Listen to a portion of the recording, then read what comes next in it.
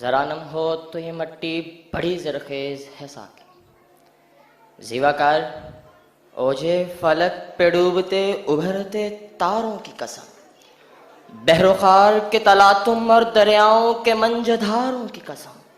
اقوام عالم کی قسمت بھی انسان کے بچپن، شباب و ڈھلتی ہوئی عمر کی طرح ہوتی ہے. جب کوئی ملت اپنا عہد شباب گزار لیتی ہے تو انسان کی ڈھلتی ہوئی عمر کی طرح اس کے تشکیلی خلیے اور عصبیے ٹوٹنے لگتے ہیں.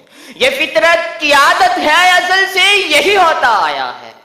صدر علی وقار 15ویں صدی عیسوی کے اختتام تک امت مسلمہ اپنی عصبیت، نظریے اور ذوق تعمیر سے لا تعلق ہو کر اونگھنے لگی تو تمدنی خلا کو پر کرنے کے لیے یورپ کی نشست ثانیہ کا آغاز ہوا.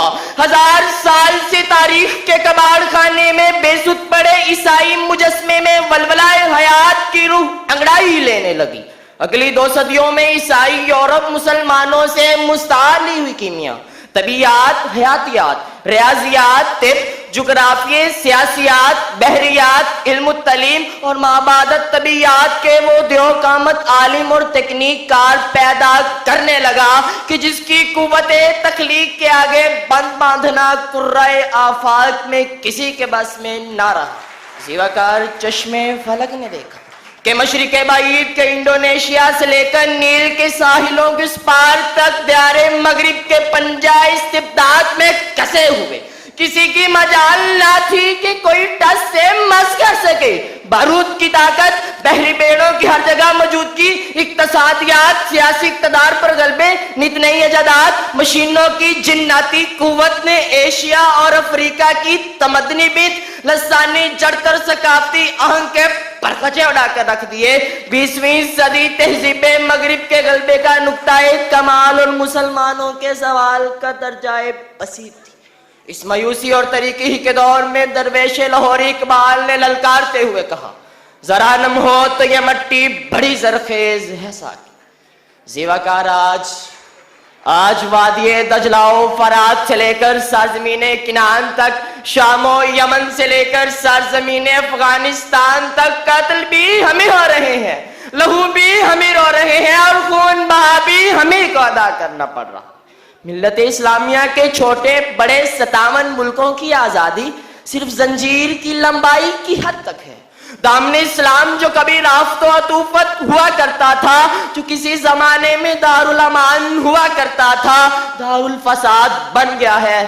کیونکہ علی وقار ہمارے حکمران اور اشرافیہ حلقہ بگوش اسلام نہیں، وہ صدیق اکبر، فاروق اعظم، حیدر کرار اور ابو ذر غفاری کے پیروکار نہیں. ان کی سجدہ گاہ واشنگٹن اور لندن ہے اور ان کی ذاتی تجوریاں Switzerland, Panama, Spain, Paris, Hong Kong, London اور نیو یارک میں ہیں.